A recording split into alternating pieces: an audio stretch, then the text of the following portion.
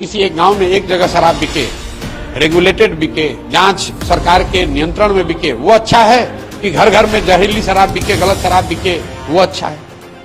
हम लोग बिल्कुल इसके पक्ष में कि शराबबंदी हटनी चाहिए। इससे संवेदनहीनता आ गई है कि इतनी मौत की बाद, इतनी दुखद मृत्यु के बाद सरकार की ओर से, सरकार के मुखिया नीतीश कुमार वहां जाएंगे तक नहीं। इस फर्जी शराबबंदी के कानून को हटाया जाए। नीतीश कुमार के अगल बगल में बैठा हुआ हर आदमी शराब पी रहा है। नीतीश कुमार के पार्टी से जुड़ा आधा आदमी शराब का धंधे में लिप्त है। एक्साइज मिनिस्टर क्या करेगा? ये जितने भाजपा और नीतीश कुमार और ये आरजेडी के लीडर हैं, किस दल का नेता शराब के धंधे से नहीं जुड़ा है, जरा बताइए तो मुझे। जो सार्वजनिक तौर पर हर मंच से ये बात पिछले 2.5-3 वर्षों से, जब से मैं बिहार आया हूँ, गांव में गया हूँ, मैं घूमकर जो देखा मैंने, उसके आधार पर कह रहा हूँ कि बिहार में शराबबंदी कहीं लागू है ही नहीं। ये तो शराबबंदी सिर्फ सरकारी फाइलों में, नेताओं के भाषणों में लागू है। शराबबंदी के नाम पे शराब की दुकानें बंद की गई हैं, घर घर शराब बिक रही है।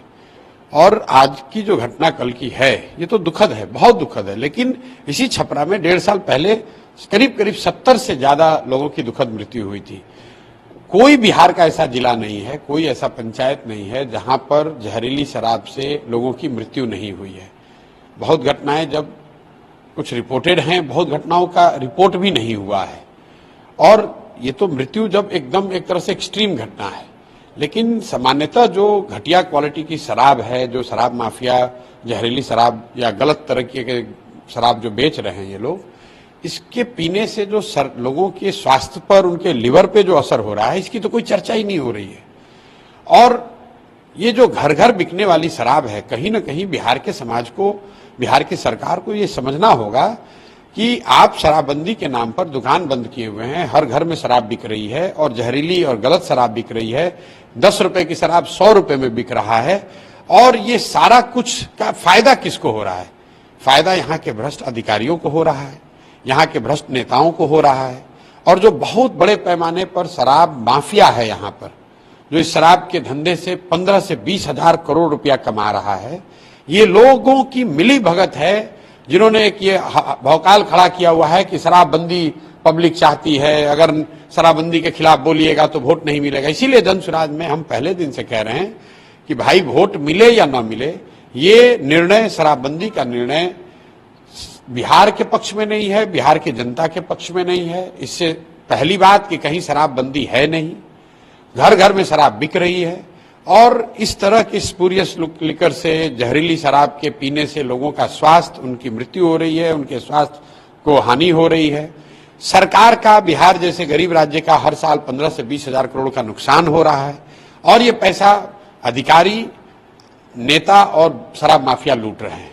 और इतनी एक तरह से संवेदनहीनता आ गई है कि इतनी मौत की बाद, इतनी दुखद मृत्यु के बाद सरकार की ओर से, सरकार के मुखिया नीतीश कुमार वहां जाएंगे तक नहीं।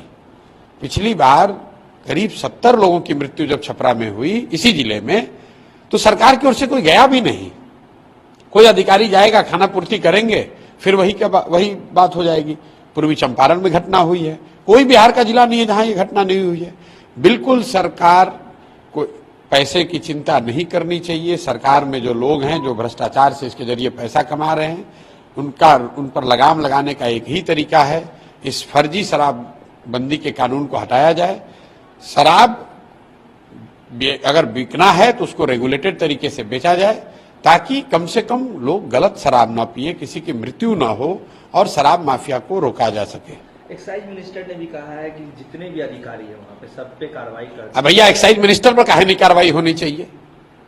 अधिकारी पर कार्रवाई होगा। इतना दिन से एक्साइज मिनिस्टर सो रहे थे, उनको पहले से पता नहीं था। ये एक्साइज मिनिस्टर वगैरह क्या बात करते हैं? तो सब खुद ही मिले हुए हैं ये लोग हैं।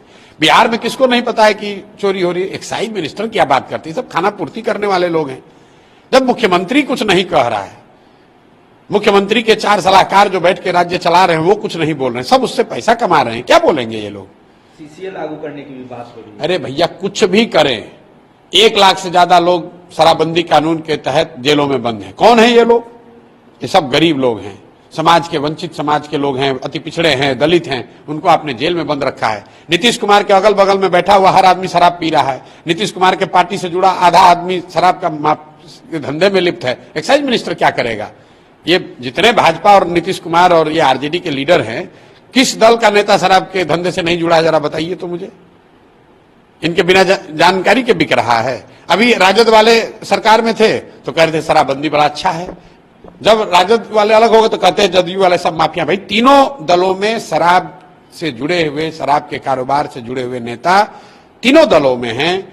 अधिकारियों के साथ मिलकर ये लोग लूट रहे हैं, बिहार की जनता के साथ बहुत बड़ा अन्याय कर रहे हैं। एक्साइज मिनिस्टर क्या बोलेंगे? 2 तारीख को जब आपने पार्टी लॉन्चिंग किया था उस समय भी आपने जिक्र किया था शराबबंदी। अरे भैया, मैं 2 तारीख की बात छोड़िए, मैं जिस दिन से, अरे कोई नहीं विरोध कर रहा है। विरोध वो कर रहा है जो कि शराब के गलत धंधे से पैसा कमा रहा है। विरोध तो करेगा ही, उसके विरोध करने से हम थोड़ी डरते हैं। 2 तारीख की बात नहीं, हम पिछले 2.5 साल से मेरे हर एक बयान को उठाकर देख लीजिए, मैंने उसका पूरा आधार दिया है कि दुनिया में कहीं पर भी, किसी भी देश में, किसी राज्य, किसी समाज में इस बात का प्रमाण नहीं है कि शराबबंदी के जरिए समाज का भला हुआ हो, समाज का विकास हुआ हो। दूसरा बात लोग बताते हैं गांधी जी ने कहा, ऐसे ऐसे बेवकूफ हैं। मैं 100 दफे कह चुका हूं कि गांधी जी ने शराबबंदी को सामाजिक प्रयास के तौर पर बताया कि समाज को कोशिश करनी चाहिए कि लोग शराब से अलग रहें, शराब न पिएं। वो ठीक बात है। गांधी जी ने ये नहीं कहा कि कानून बनाकर शराबबंदी लागू कर दीजिए। अगर गांधी जी ने ये कहा होता तो 1947 में देश आजाद हुआ, गांधी जी मालिक मुखिया थे, उन्होंने लागू करा दिया होता कि शराबबंदी के लिए कानून बना दो। तो ये वो लोग हैं जो गांधी को ये क्या समझते हैं। गांधी को कितना बार पढ़े हैं? गांधी जी को पर 2 लाइन खड़ा होकर बोलना हो तो बोल नहीं सकते और कह रहे हैं गांधी जी ने कहा था। तो इसका कोई पॉलिसी का कोई प्रमाण दुनिया में नहीं है, इसका कोई मोरल आधार नहीं है।